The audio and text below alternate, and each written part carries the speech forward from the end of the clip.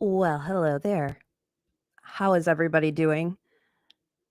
Amy here to do a quick update on Karen Reed jury deliberations. And I figured I would do a separate stream and not take up Mike's show when we do a show later, because I know not all of you care about Karen Reed. So I really thought that we were going to have a verdict today. I really did. Um, so the jury sent 3 notes uh early this afternoon, probably like 11:30. And the notes were okay, so hang on, let me back up. Karen Reed has 3 charges. The first charge is murder, second degree murder, which is absolutely insane. The second charge is manslaughter, and the third charge is leaving the scene of an accident causing death. So the first and the third counts, they have to have actual knowledge that she committed. So she has to know that she did it. She has to know that she murdered him. She has to know that she hit him and left the scene. The second one is manslaughter. You don't have to know that you committed the crime. But what's also interesting in the manslaughter count under count number 2, and I'm way simplifying it, but there's 5 lesser charges. So if you don't find her guilty on the top charge, which is manslaughter, you go down to the next charge. And if you don't find her guilty on that one, you go down to the next charge and the next charge until you get to the very, very bottom charge, which is a DUI, basically. I think it's OWI out in Massachusetts. But for us Michigan people, it's basically a DUI. So that's under the manslaughter umbrella. She could just get flat out DUI. Okay, so those are the 3 charges. So the jury comes in this morning, early afternoon, with 3 questions. The first one is, what time are you charging her with the DUI? Is it 12:45, which is hilarious that that's the time that they're using, or is it 5 o'clock in the morning? Very valid question, right? Because she drove 2 times and you tested her blood at like 9 a.m. So what exactly is it that you're charging her with? Very valid question. And it's what the reason I say it's funny that they use 12:45 as the time is in the first trial, their theory, the Commonwealth's theory was that Karen hit John at 12:45. And so when they did the extrapolation testing, they did it back to 12:45 to determine what her blood alcohol level would have been. So all the testing surrounds this 12:45 timeframe. Well, fast forward to trial number 2, and they're at 12:32 as the time of the accident. So, and she's connected back to John's Wi-Fi at 12:36. So she's not even driving at 12:45 now. But that's the time that the testing shows that they like did the extrapolation back to. So on its face, they're trying to charge her with a DUI that she wasn't actually driving at that time. So that was the first question, and it was a very good question. And the answer that the judge gave was okay, well hang on. The defense wanted basically to say, you're the fact finders, you guys decide, you have all the facts. The Commonwealth wanted to say 12:45. And the judge and basically the defense were like, well, where are you getting that time from? Because it's not in the indictment. They never put a time in the indictment. They only said she was driving drunk on January 29th. So, what I think is interesting, and I've been reading some really good X posts because I've met like the greatest people on X through this trial and super smart people. But so this is not an original thought of mine. But what's interesting is the defense is they're the ones that requested the lesser charge of the DUI. That wasn't originally on there. And so I have a couple thoughts about that. One is they thought, hey, sometimes the jury just wants to convict her of something. They see that she was driving drunk. And this is, based on some feedback from the prior jury as well. But what I think is they knew on its face the DUI charge is flawed because they don't say in the indictment what time it's at, what time the DUI is at. So based on that, none of their testing can be relevant. So they're probably thinking, yeah, okay, convict her of the DUI, and then we're going to appeal it because we know it's a flawed indictment. They don't even indicate what time she was driving at. And so it could get thrown out. That's my thought.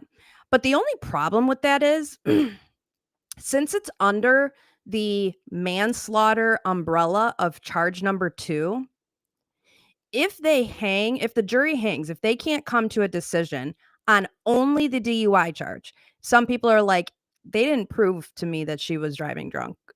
And we don't even know what time. And if some people are like, no, I'm dead set on convicting her of this. So if they hang on just that count of DUI, they hang on that entire count of manslaughter. And so the Commonwealth essentially could charge her again with manslaughter, even though the jury would basically say, well, no, we didn't convict her of anything. We were hung on the DUI. It doesn't matter. They would be able to convict her entirely, or they would be able to retry her entirely of manslaughter. So you can see, like, that must have been a really tough decision for Karen Reed and her team. Because you can see the plus and minuses of it. And, uh, I think too, you have to look, this is the second time Karen Reed has had to go through this. Um, I mean, she's lost her job. She had to drain her 401k. She had to sell her house. She lives with her parents. Her attorneys worked this entire trial for free. I don't know if they can do that again for a third trial. And so you have to take all that into consideration. And, she probably figured, yeah, I'd rather have a fucking DUI conviction than, manslaughter or murder. So I think that that's probably why they ended up doing that. But it's interesting because, geez, if they hang on that, then man, you're going to regret putting that on there. But we shall see. So anyway, that was the first question. What in the world time did this fucking DUI even happen? And kind of crazy that that wasn't made clear, but I digress. The second question was, are Karen Reed's video clips evidence? And if so, like, how do we use them as, like, how do we consider them? Like, what weight do we give them, type of thing?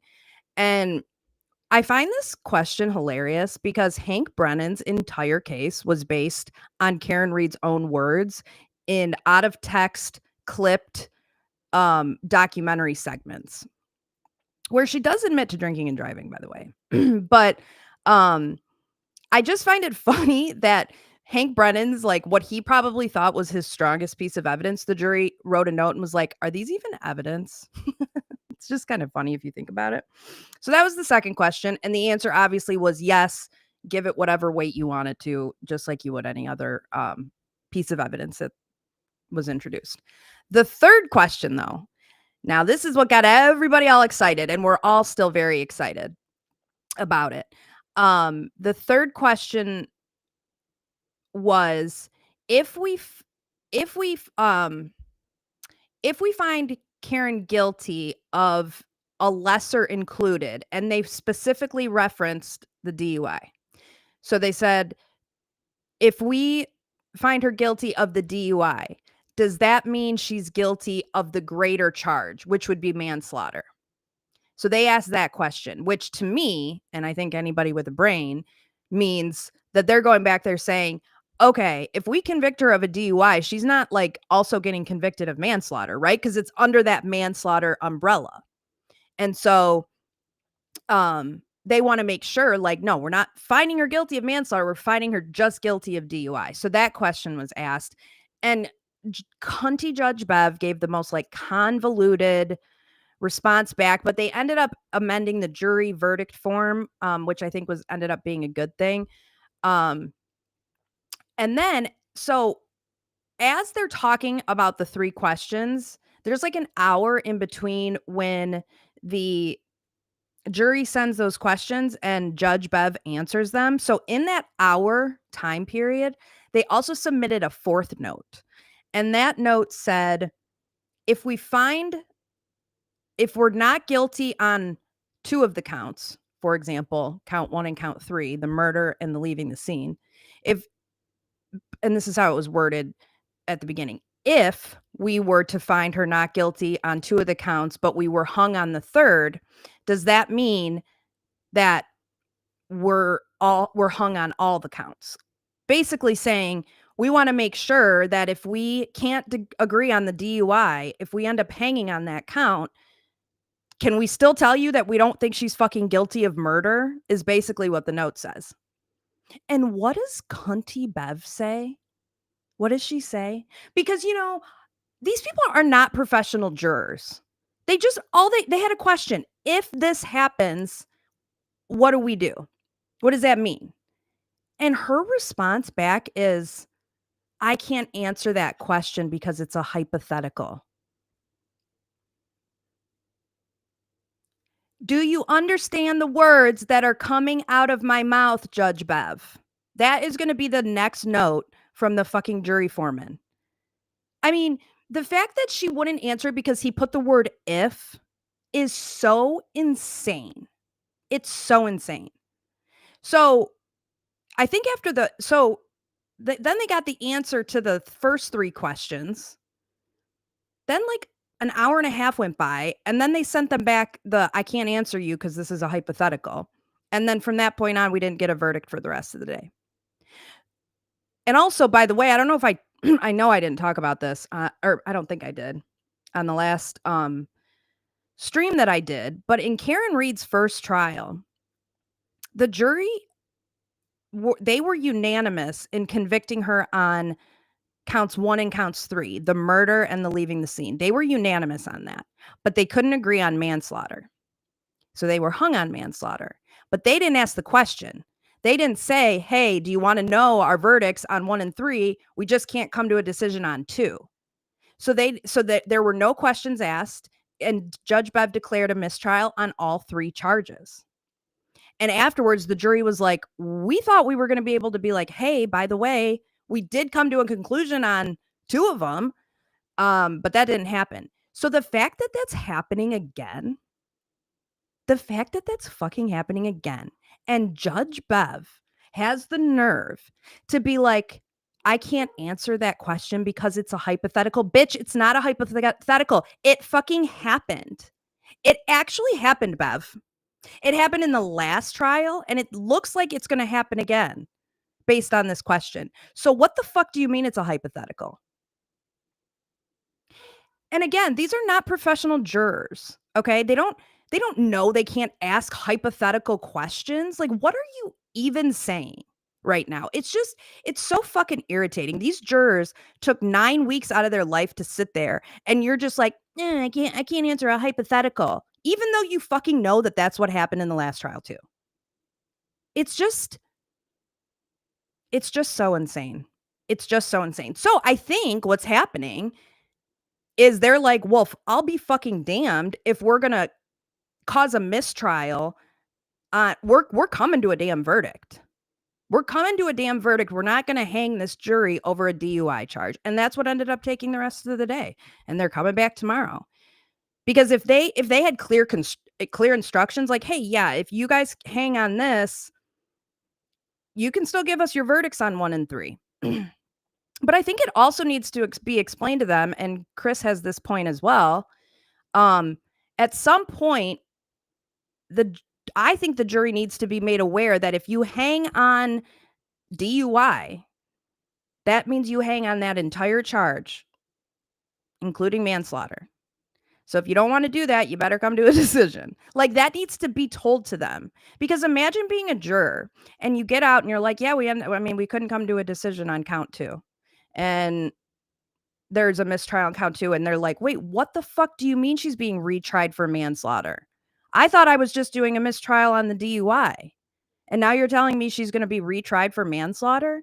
Like, I would be so frustrated. So honestly, at this point, I hope the jurors are fucking watching the media. I hope that one of them is a big time Republican and they just happen to be following MAGA Barbie prior to this trial even happening. And this ends up on their feed, because seriously, y'all need to know what the facts are. So yeah, if you hang on the DUI charge, they can charge her with manslaughter again. FYI. I know Cunty Bev doesn't want to tell you that, but I'm here to let you know that that's the situation. So anyways, no verdict today. I do think there's going to be one tomorrow, and I'm very, very confident, because here's the another thing too. You can't get to DUI unless you've already moved past manslaughter. Like, because you have to work in order, and they go from like worst to, you know, least worst, I guess, for lack of a better word. So if you think that she's guilty of manslaughter, you don't even get to the standalone DUI. So the fact that they're asking questions about the standalone DUI, to me, and I think to a lot of other people, means that they've concluded that John was not hit by a car, because no shit, right? So I think that at this point, it's just come down to the DUI, and they're not going to hang on it. So we shall see. I hope tomorrow we have a verdict. I just looked at my work calendar. I've got one call, and then I think I might take the rest of the day off. I've got some built up vacation days, but I can't. It's not fair to my company. Okay, it's not fair to my company for me to be distracted during work. I need to be with my people. I need to be online. I need to be monitoring things. I need to be, if I can't be in Dedham, I need to be like online with my virtual people. So, there's 700 people watching this, which is really fucking crazy to me. I don't even understand it, but thanks for watching. That's kind of cool. This is going to be a shorter episode. I just wanted to give an update. Mike and I are going to do a regular show later on. I'll probably give a little bit of a shortened update, but not go into as much detail as this. So I'm for sure going to go live at some point when there is a verdict. I don't know if I'm going to do like a live verdict. I think I'm going to record my reaction so that I can maybe post it at some point, but I'm going to have like an unreasonable reaction. And so I don't know if I'm like prepared to do it on a live stream. Like it's to the point where whenever I even see Karen, I get teared up. I get like teary-eyed.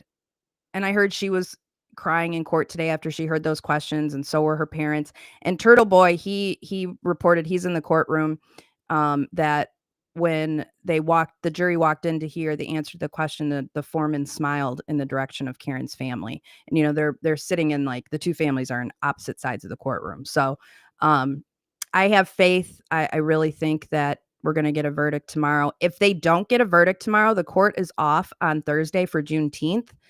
But then they're back in court on Friday. If they didn't have a verdict Friday, then they'd have to come back on Monday. So, by golly gee, if they're just talking over a DUI, hopefully they're able to work through it tomorrow. I'm dying to hear from these people. And you know what I was also thinking? When this jury, not if, but when, because I'm not talking in hypotheticals, Judge Bev. Okay? When this jury convicts Karen of murder, manslaughter, and leaving the scene, when that happens, first of all, it is going to be the best fucking day. I cannot, the trolling that I'm going to do is going to be next level. Like, next fucking level. I cannot even. But seriously, when that happens, that is just going to be such an incredible moment. I can't even believe that that we've gotten this far, and I think that we're really close. Oh, and with the jurors, I think that when they come to the correct verdict, they're not going to be afraid to speak out, right? Like, I think about the YSL jurors. I don't know if you watched the YSL trial. Like, that trial was insane, and I would give absolutely anything for Paige, that judge in that trial, to be Karen Reed's judge. Completely different. I mean, this trial would have been dismissed long ago. But when the YSL trial happened, the jurors immediately, they were out in the public. They were like, "Yeah, we'll chat about it," because they knew they came to the right decision, right? Like the Karen Reed first trial jurors, you've heard from Ronnie, and you've heard from another one, that doesn't want to show her face, rightfully so. I understand, but she was just an alternate. And then Victoria George, who's one of Karen Reed's attorneys now, she was an alternate. So the only deliberating juror that's actually shown his face and done an interview is Ronnie. And Ronnie was a not guilty voter. So these jurors who thought she was guilty, They knew. They know that they can't defend their position, so they're not coming out to talk about it. So when they don't convict her on these charges and they find her not guilty, I think these jurors are gonna immediately wanna talk because they're gonna know they did the right thing, and they're gonna wanna talk about doing the right thing. They're gonna wanna talk about how they arrived at doing the right thing instead of hiding and saying, "Yeah, I don't wanna talk about it because I know we fucked up. I know we fucked up," which, if you ask me, the whole first jury knows they fucked up. Sorry, but you did. You did. And I realized that it was a different trial, and maybe the first jury is watching the second trial and thinking, "Well, shit, if the defense would have presented this case, we wouldn't have even hung. We would have been able to come to an agreement." And maybe that's true. But regardless, you know, we still had people saying we still had Dr. Russell, we still had Irene Scorti-Bello saying he wasn't hit by a car and those are dog bites. So that was still in the first trial. So the first jury fucked up and their silence is deafening. Unlike my dog Miggy, who's barking insanely in the background, he is also deafening. But seriously, their silence is deafening, and I think they know they fucked up, and this jury is not gonna fuck up, and so they're gonna want to talk about it, and I cannot wait to hear how these deliberations went. I can't wait to hear what they thought of the evidence. Um, I'm just really excited. I wonder how many people are holding out on the DUI. Um, Someone said Judge Beverly Cannoni is beyond corrupt. I agree. She sucks. She sucks. She sucks. And that's also the thing about the DUI charge is in Massachusetts, they do have some penalty that on a first time misdemeanor DUI, you could serve up to 2.5 years in jail. Um, and the way this judge acts, I don't think any of us would be surprised if she did that. It would be super fucked up because it's Karen Reed's first offense ever.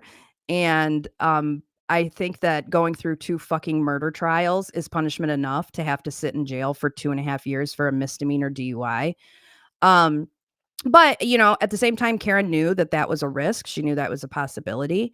And whatever, you know, she knows, I mean, she considered it. She considered all the possibilities, so I have to trust that she made the right decision for her, and, um, you know, I think probably they're pretty confident that it's gonna get overturned. It's not like if she gets I think people seem to think that there's gonna be this situation where Karen Reed's convicted of a misdemeanor DUI, and she's handcuffed and taken out of court into jail. Like, if you think that's gonna happen, you're retarded. Just FYI. She's been out this entire time on bail. She hasn't had any issues. She's being convicted she would be convicted of a misdemeanor, not a felony, a misdemeanor. DUI. First time. You think they're gonna fucking arrest her right there in John O'Keefe's handcuffs and haul her off to jail for 2.5 years for a DUI? You're retarded. And I'm looking at you, Julie Grant, Court TV. Julie Grant on Court TV. If you watch her or you listen to her, you're getting I just want you to know it's like watching CNN or MSNBC. Like, whatever she's saying, the complete opposite is actually what's happening. So just watch if you're watching Julie Grant on Court TV, just keep that in the back of your mind because that's a good equivalent. That's like a good comparison. But she actually had the balls on her show to ask someone, "Do you think that when she's convicted, when the jury finds her guilty, they will use John O'Keefe's handcuffs to cuff her and take her to jail?" What fucked up psychopath monster asks that question? Ma'am, no. Hey, Julie Grant, I actually have an answer to you, ma'am. The answer is no. Okay? Am I clear on that? No. They're not gonna use John O'Keefe's handcuffs to arrest Karen Reed in court. You dumb bitch. So anyways, that's that, and I think we're gonna have a verdict tomorrow, so I will go live when we have one. Fingers crossed, not guilty across the board. But hey, if it's a DUI, boy, that's the most expensive DUI case probably in history. 2 years, 2 murder trials, millions of dollars spent on special prosecutors and experts who paint themselves blue, um, to get a DUI conviction. That would be so embarrassing. Please do a victory lap over a DUI conviction. I'm begging you. Because that will make my trolling way more fun. If you do a victory lap over a DUI conviction, oh my god.